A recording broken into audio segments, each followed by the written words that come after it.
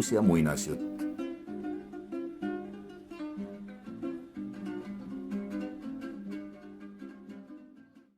Isa ja poeg.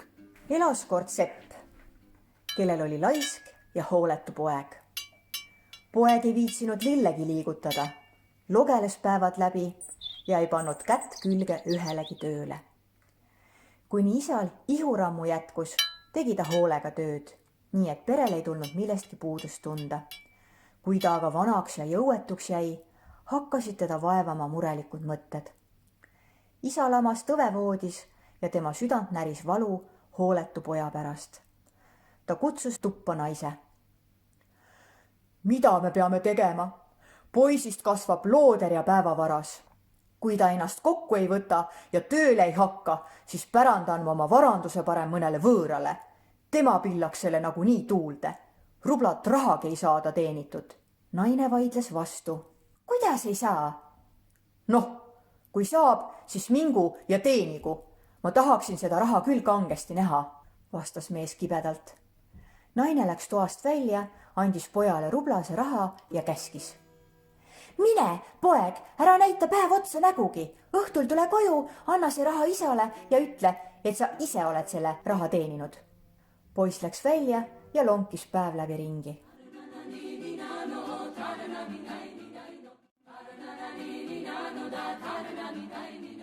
Õhtul tuli koju, andis isale raha ja ütles. Võta, isa, selle olen ma oma ränga töö ja vaevaga teeninud. Isa võttis raha, nuusutas seda, vaatas ühelt poolt, teiselt poolt, viskas selle siis põlevasse koldesse ja sõnas. Ära valeta, poeg, sina pole selle raha jaoks näppugi liigutanud. Poiss naeris selle peale ja läks ema juurde. Emale tegi see lugu suurt südamevalu. Järgmisel päeval andis ta pojale uuesti raha ja õpetas teda.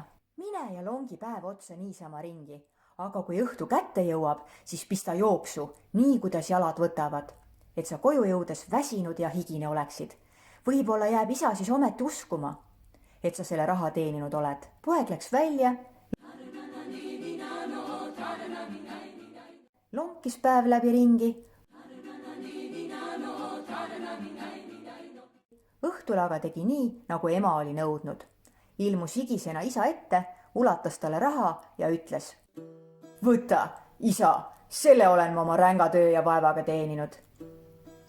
Isa võttis raha, nuusutas seda, vaatas ühelt poolt, teiselt poolt, viskas selle siis põlevasse koldesse ja sõnas. Ära valeta, poeg, sina pole selle raha jaoks näppugi liigutanud. Poeg läks naerdes ema juurde. Ema muutus väga murelikuks. Ta nägi, et asi on halb ja ütles. Poeg, sa näed, meil ei õnnestu kuidagi isale auku pähe rääkida. Tema ennast juba petta ei lase. Mine teenima, kulugu sul siis nädal või rohkem, aga ilma oma teenitud rublata ei maksa sul küll parem isa ette tullagi. Poeg võttis ema sõnu kuulda. Ta läks kodunt välja ja teenis tõepoolest nädal aega võõraste inimeste juures. Mõnes kohas pisteti talle pihku 5 kopikat, teises anti 10. Suure vaevaga korjas ta lõpuks kokku rubla ja viis selle isale. Isa nuusutas ka seekord raha, veeretas seda käest kätte ja viskas siis selle jälle põlevasse koldesse. Ei, poeg, kas seda raha ei ole sa mitte ise teeninud? See oli poisile liig. Ta tormas kolde juurde, haaras paljaste kätega tulest raha ja hüüdis nuttes. Kas sul häbi ei ole? Isa, mina nägin selle raha eest nädal aega vaeva ja sina võtad kätte ja viskad ta tulle. Isa naeratas ja ütles. Noh, nüüd ma usun, et sa selle raha eest tõesti vaeva oled näinud, sest muidu ei oleks sa temast ju hoolinud nagu eelmistelgi kordadel. Näed nüüd, kui raske on teenida. Pea meeles, kes teeb, sellele antakse. Kes ei tee, see imegu näia käppa. Isa pärandas kogu oma varanduse pojale. Ise aga rändas rahuliku südamega sinna, kust enam iialgi tagasi ei tulda. Muinasjuttu luges Kairi Vilu.